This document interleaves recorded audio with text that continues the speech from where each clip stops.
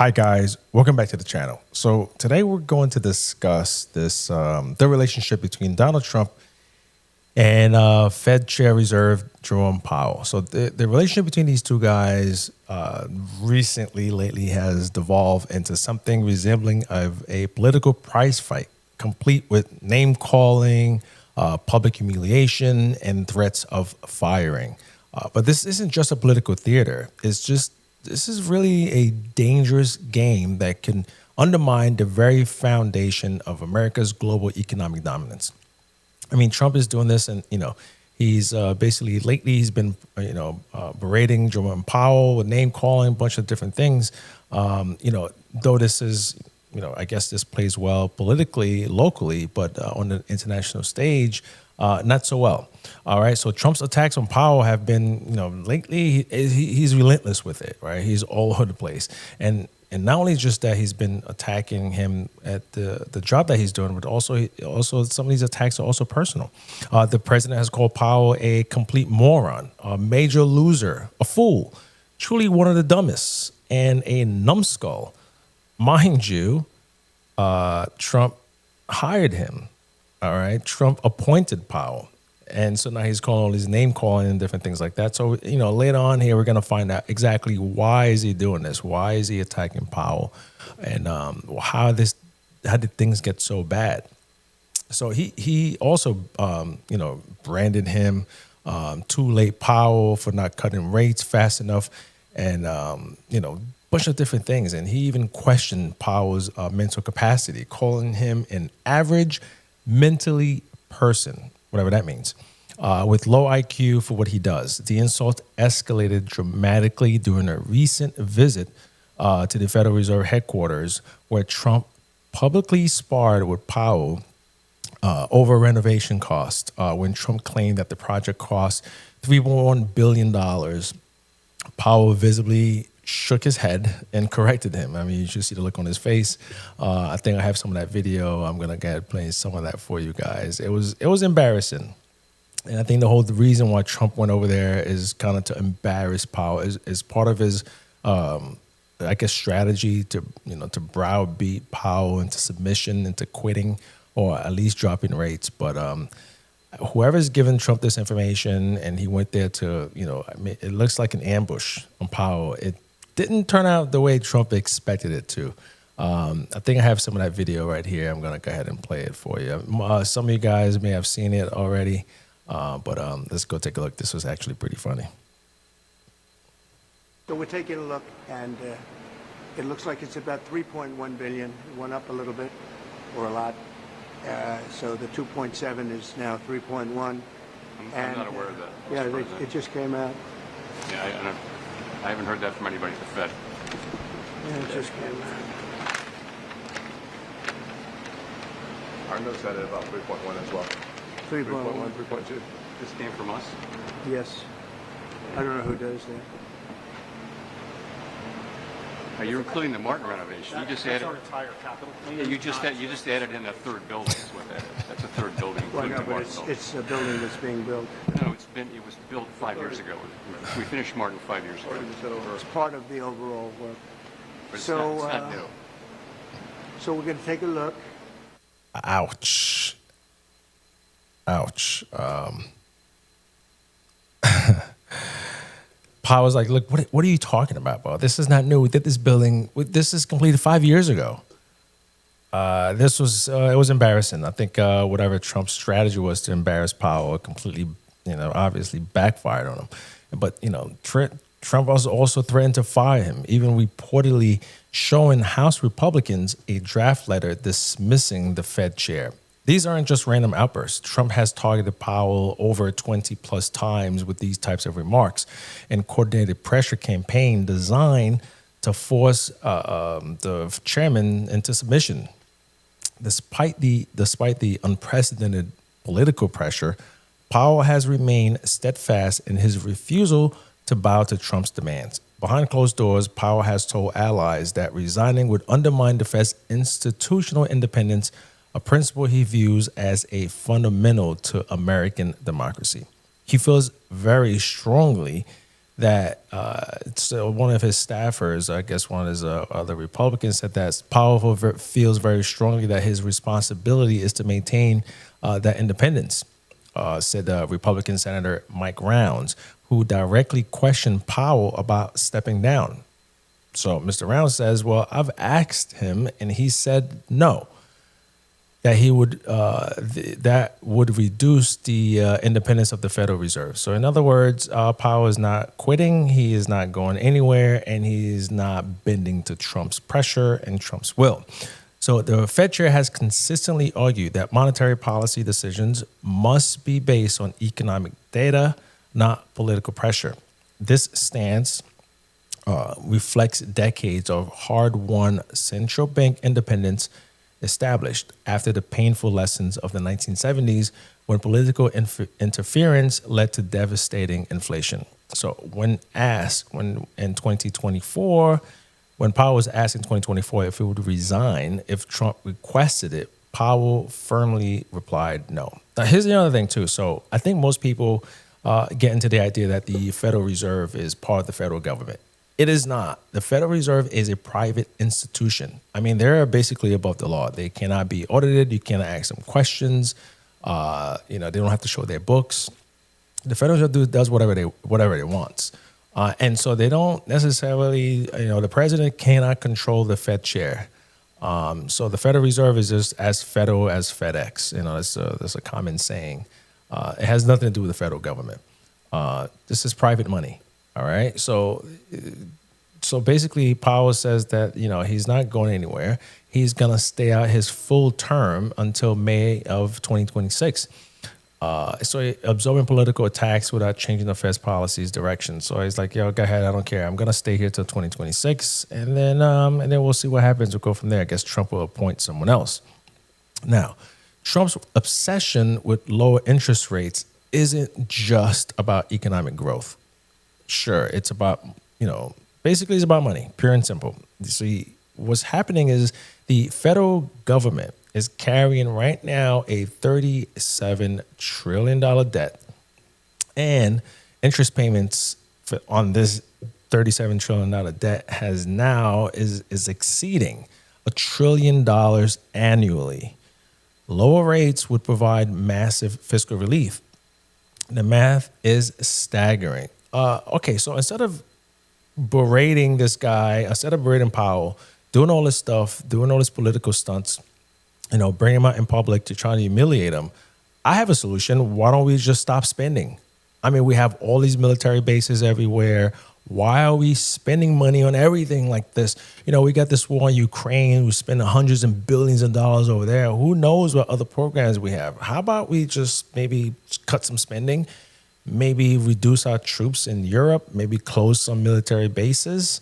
That might help. I mean, that's a solution. If you and I as individuals, if I have a credit card and I'm running up my credit card debt, maybe instead of, complaining to the credit card company, hey man, can you guys lower can you guys lower the interest so I can make, my interest payment is too high. They will look at me like, what are you talking about? What I would do, and I'm sure you would do the same, that you would basically reduce your spending. Maybe you don't spend so much. Maybe you don't travel so much. Maybe reduce your spending. That might help. I mean, just a suggestion. But I don't think this is going to happen. I think we're going to continue spending money. I think we're going to continue to raise the debt ceiling. And now the payment, not just the payment, now remember, this is just the interest, is exceeding $1 trillion a year.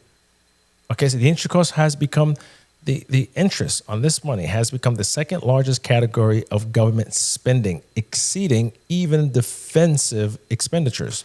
As Trump has noted, cutting rates by 3% points could save the government $1 trillion a year, with over $9 trillion in debt needing to be refinanced this year alone.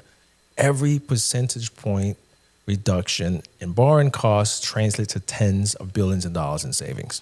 Trump has repeatedly framed this in personal terms, suggesting that higher rates are artificially inflating government borrowing costs. We should be at least 2 to 3% points lower and that would save the U.S. government $800 billion a year, he posted on his social media.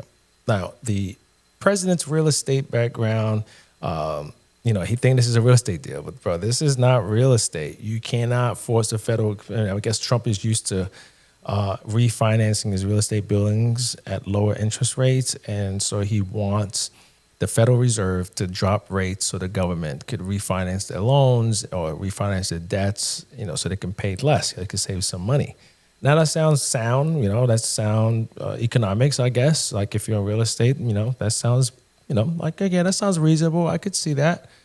Low rates would basically provide an economic, stimulus in a way, right? So basically what that would do is it would be, it would be cheaper borrowing costs. It would boost consumer spending, business investment, and stock market valuation. All those things, all of which will make Trump's economic record look stronger. Okay, which is, I guess, for his political stance, great for him. But here's the problem: the economy doesn't currently need that kind of stimulus. Enforcing it could backfire spectacularly. All right. Not only just that, there's also a global consequences of this. Now, here's a real danger. If Trump pressure campaign, if you think this is just domestic, it is not. All right. This type of campaign has the potential of erosion. All right.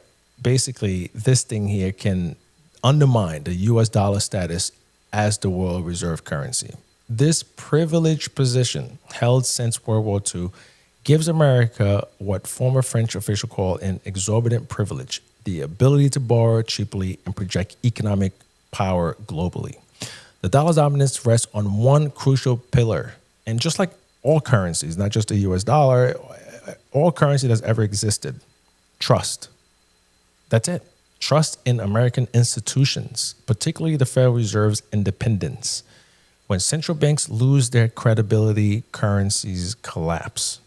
We've seen this repeatedly in countries where political leaders have pressured central banks into inappropriate monetary policies. Let's say, for example, Argentina, Turkey, Zimbabwe, all experienced hyperinflation when political interference destroyed monetary credibility. I mean, that makes sense, right? Because if you're, let's say I'm an investor, I want to invest in a country and the government is lying.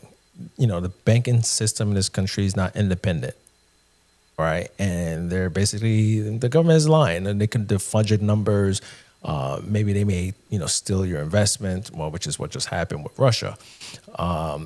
When we took Russia's sovereign fund, $300 billion of Russia's sovereign fund, the Europe and the U.S. is keeping their money. But let's just say in another world, if I want to invest in country A, whatever it is, if I think the government is fudging, how do I know the numbers why would I buy this country's bonds if I think that the government is involved in manipulating numbers and lying, that these numbers are not real, that the government, for its own political reasons, are manipulating this country's, finances and saying, oh yeah, we have a great market and so on and so forth.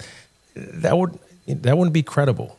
The whole reason why we're in this position is because of the perception that the Fed is independent and that irrespective of who's in power and their political or whatever they want, or whatever they want to do to boost their numbers for the midterms or whatever it is, the Fed is independent. They make decisions based on data and not political pressure. And that's what we're trying to maintain right now. All right. So the problem right now is financial markets are already showing signs of concern. The dollar has fallen more than 10% in 2025, its worst performance since 1973. Also, here's the other problem. Trump is going around doing tariffs, right? He's tariffing everybody. This guy gets a tariff. You get a tariff, 30%, 50%, 100%, like crazy numbers. When you implement these tariffs and you do these things, what happens? Consumer goods are going to go up, right? So because these countries and these institutions, they're not going to eat that cost. They're going to pass it on to the consumers. So that means everyday goods for Americans are going to go up. And the Fed sees that, what does that look like? Inflation. So if it's inflationary, in order for the Fed to combat inflation, they're going to have to raise rates. That's just basically what it is. So in the face of inflation, to cut rates to boost more inflation, I mean, you can see that's common sense. You're just going to devalue the currency. Other people, other countries are not going to want to buy your bonds. It's going to make it very expensive for you to borrow money because they're looking like, well, this money is not worth anything. All this inflation. Not only that, it makes it, and you know who hurts the most and stuff like this? The everyday working Americans.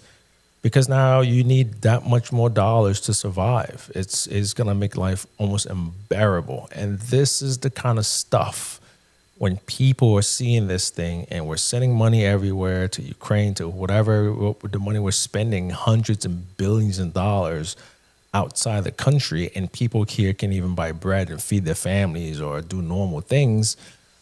Yeah.